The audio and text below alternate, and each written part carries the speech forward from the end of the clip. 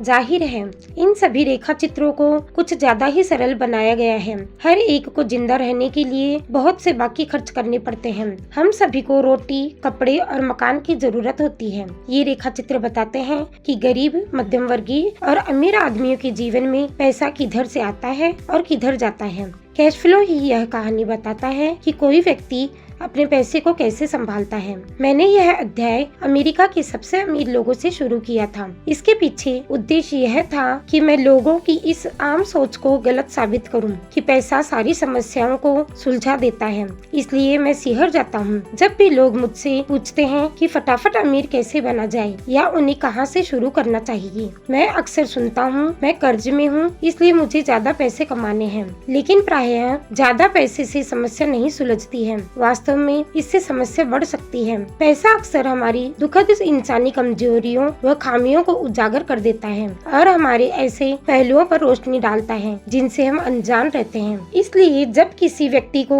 अचानक भारी दौलत मिल जाती है, मान ले विरासत, भारी वेतन वृद्धि या लॉटरी के कारण, तो बहुधा जल्दी ही वे पहले जैसे या उससे भी बुरे वित्तीय झमेले में पहुंच जाता है। पैसा सिर्फ आपके दिमाग में चल रहे कैश फ्लो पैटर्न को ज्यादा उजागर करता है। अगर आपका पैटर्न पूरी कमाई को खर्च करना है तो संभावना इस बात की है कि आपकी आमदनी बढ़ने पर आपके खर्च भी बढ़ जाएंगे। इसलिए यह कहावत बनी है, मूर्ख और उसका पैसा एक बड़ा जश्न है। मैंने कई बार कहा है कि हम स्कूली और पेशेवर योग्यताएं हासिल करने के लिए स्कूल जाते हैं। निश्चित रूप से ये दोनों ही महत्वपूर्ण हैं। अपनी पेशेवर योग्यताओं से ही हम पैसे कमाना सीखते हैं। 1960 के दशक में मैं हाई स्कूल में था। तब अगर कोई पढ़ने में होशियार होता था तो यह माना जाता था कि वह होनहार विद्यार्थी आगे चलकर डॉक्टर बनेगा, क्योंकि इसी पेशे में सबसे ज्यादा पैसों का वादा नजर आता था। आज डॉक्टर ऐसे वित्तीय चुनौतियों का सामना कर रहे हैं जो मैं अपने सबसे बुरे दुश्मन के लिए भी नहीं चाहूंगा। बीमा कंपनियां कारोबार को नियंत्रित कर रही है, स्वास्थ्य सुविधाओं का प्रबंधन, शासकीय हस्तक्षेप और अदालतों में मुआवजे के दावे। आज बच्चे मशहूर खिलाड़ी, फिल्मी सितारे, रॉक स्टार्स, ब्यूटी क्वींस या CEO बनना चाहते हैं, क्योंकि शोहरत, पैसा और रुतबा वहीं पर है। इसी कारण आज स्कूल में बच्चों को अच्छा पढ़ने के लिए प्रेरित करना इतना मुश्किल है। वे जानते हैं कि पेशेवर सफलता का अब शैक्षणिक सफलता से कोई सीधा संबंध नहीं है जैसे कभी था। चूँकि स्कूल कॉलेज से निकलते वक्त विद्यार्थियों के पास वित्तीय योग्यताएं नहीं होती है, इसलिए लाखों करोड़ों शिक्षित लोग अपने पेशे में तो सफल हो जाते हैं, लेकिन इसके बावजूद पैसों की तंगी झेलते रहते हैं। ज्यादा कड़ी मेहनत करने के बाद भी वे अपनी समस्याओं से नहीं उबर पाते। उनकी शिक्षा में कमी यह नहीं है कि उन्हें पैसा कमाना नहीं सिखाया गया, कमी तो यह है कि उन्हें पैसे का प्रबंधन करना नहीं सिखाया गया। इसे वित्तीय योग्यता कहा जाता है। पैसा कमाने के बाद उसके साथ क्या किया जाए, इसे दूसरे लोगों से कैसे सुरक्षित रखा जाए, इसे ज्यादा लंबे समय तक अपने पास कैसे रखा जाए और उस पैसे से अपने लिए कड़ी मेहनत कैसे कराई जाए। ज्यादातर लोग यह नहीं समझ पाते हैं कि उनके सामने पैसों की समस्याएं इसलिए हैं क्योंकि वे कैश फ्लो को नहीं समझते हैं। हो सकता है कि कोई व्यक्ति उच्च शिक्षित और अपने पेशे में सफल तो हो, लेकिन वित्तीय दृष्टि से निरक्षर हो। ये लोग अक्सर जरूरत से ज्यादा कड़ी मेहनत करते हैं क्योंकि उन्होंने कड़ी मेहनत करना तो सीखा है, लेकिन यह नहीं सीखा कि पैसे से अपने लिए कड़ी मेहनत कैसे कराई जाए।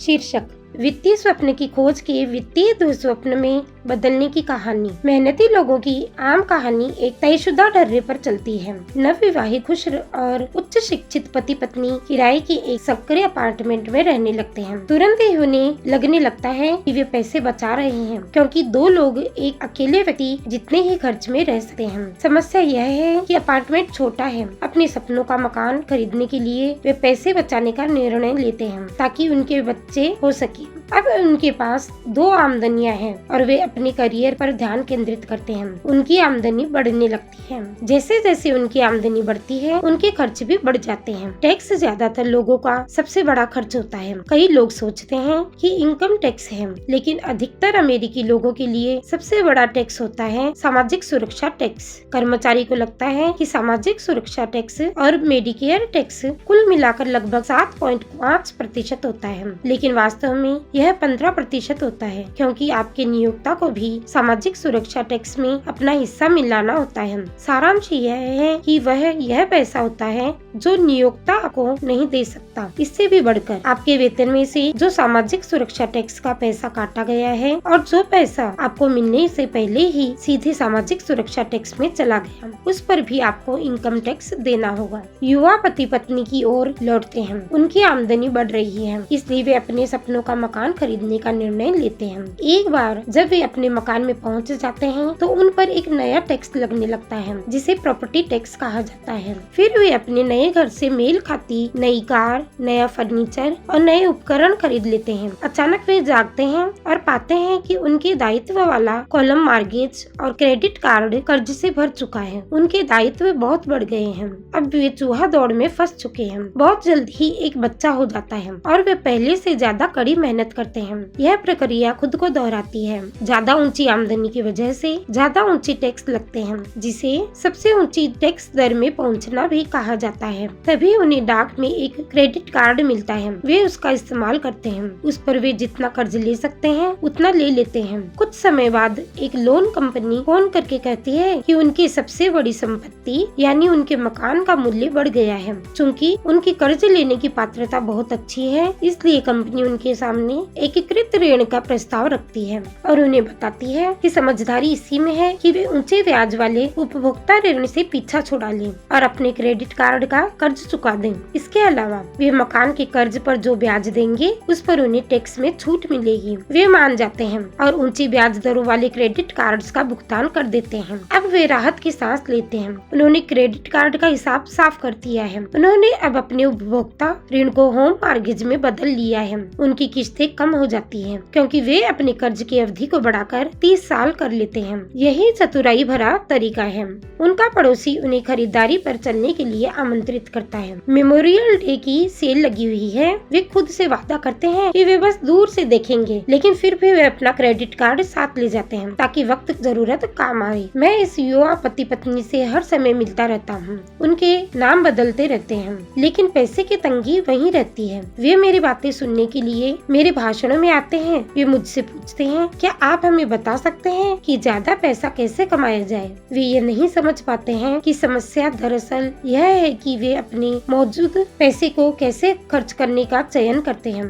यह समस्या वित्तीय निरक्षरता के कारण उत्पन्न हुई है। यह इसलिए उत्पन्न हुई क्योंकि वे संपत्ति और दायित्व के फर्क को नहीं समझ पाते हैं। मेरा मानना है कि ज्यादा पैसे से किसी की आर्थिक समस्याएं शायद ही कभी सुलझती हैं। समस्या तो समझदारी से सुलझती है। मेरा मित्र कर्ज में फंसे लोगों से बार बार एक ही बात कहता है, अगर तुम्हें लगता है कि तुमने खोद कर खुद को गड्ढे में फंसा लिया है तो खोदना बंद कर दो। बचपन में मेरे डैडी अक्सर हमसे कहते थे कि जापानी 3 शक्तियों को महत्वपूर्ण मानते थे, तलवार की शक्ति, रत्न की शक्ति और दर्पण की शक्ति। तलवार हथियारों की शक्ति का प्रतीक है। अमेरिका ने हथियारों पर ट्रिलियनों डॉलर्स खर्च किए हैं और इसी वजह से आज वह संसार के सबसे शक्तिशाली देशों में से एक है। रत्न पैसे की शक्ति का प्रतीक है। इस कहावत में कुछ सच्चाई है। स्वर्णिम नियम याद रखो, जिनके पास स्वर्ण है वही नियम बनाता है। दर्पण आत्मज्ञान की शक्ति का प्रतीक है। जापानी किंवदंती के अनुसार आत्मज्ञान को इन 3 शक्तियों में सर्वाधिक मूल्यवान माना जाता है।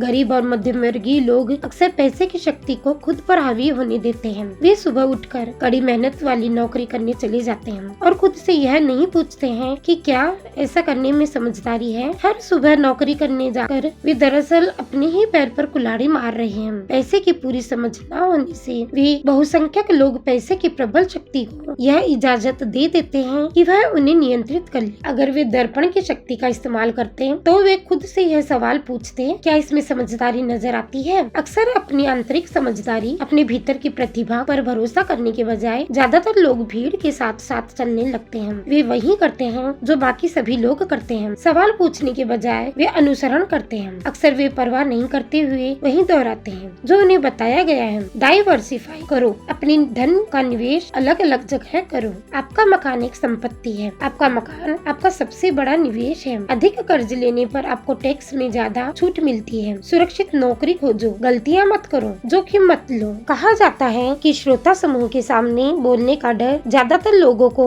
मौत के डर से भी ज्यादा भयावह लगता है। मनोरोग चिकित्सक कहते हैं कि लोग सार्वजनिक मंच पर बोलने से इसलिए एकत्र आते हैं क्योंकि उन्हें डर होता है कि उनकी बुराई होगी, लोग बाग उनकी हंसी उड़ाएंगे, वे अकेले रह जाएंगे, सबसे कट जाएंगे और बिरादरी से अलग थलग कर दिए जाएंगे। अलग होने या अकेले रह जाने का डर ज्यादातर लोगों को अपनी समस्याएं सुलझाने के नए तरीके खोजने से रोकता है। मेरे शिक्षित डैडी कहते थे कि जापानी दर्पण की शक्ति को सबसे ज्यादा मूल्यवान इसलिए मानते थे क्योंकि इसके अंदर देखने पर ही हमें सच्चाई पता चलती है। डर ही वह मुख्य कारण है जिसकी वजह से वे लोग कहते हैं इसे सुरक्षित तरीके से खेलो। यह हर चीज के बारे में सच है, चाहे यह खेल हो, संबंध हो, करियर हो या पैसा हो। इसी सामाजिक बहिष्कार के डर की वजह से लोग आम स्वीकृति मान्यताओं या लोकप्रिय प्रवृत्तियों पर सवाल नहीं करते हैं और चुपचाप उनका अनुसरण करते रहते हैं। आपका मकान एक संपत्ति है, एकीकृत कर लेकर उपभोक्ता ऋण से बाहर निकल जाओ। ज्यादा कड़ी मेहनत करो, प्रमोशन का सवाल है। इसी दिन मैं वाइस प्रेसिडेंट बन जाऊंगा। पैसे बचाओ, जब मेरी तनख्वाह बढ़ेगी तो मैं एक ज्यादा बड़ा मकान खरीद लूंगा। म्यूचुअल फंड सुरक्षित है। कई आर्थिक समस्याएं इसलिए भी उत्पन्न होती है क्योंकि हम पड़ोसियों या आसपास के लोगों से बराबरी करना चाहते हैं। कभी कभार हम सभी को दर्पण में देखने की जरूरत होती है ताकि हम अपने डरों के बजाय अपनी आंतरिक बुद्धिमत्ता के प्रति सच्चे रहें। जब माइक और मैं 16 साल के हुए तब तक हमें स्कूल में समस्याएं आने लगी थी। हम बुरे नहीं थे, हम तो बस भीड़ से अलग होने लगे थे। हम स्कूल के बाद और वीकेंड पर माइक के डैडी के लिए काम करते थे। माइक और मैं अक्सर काम के बाद उसके डैडी के साथ एक टेबल पर घंटों बैठा करते थे जहाँ वे अपने बैंकर्स, वकीलों, अकाउंटेंट्स, ब्रोकर्स, निवेशकों, मैनेजर्स और कर्मचारियों के साथ मीटिंग करते थे।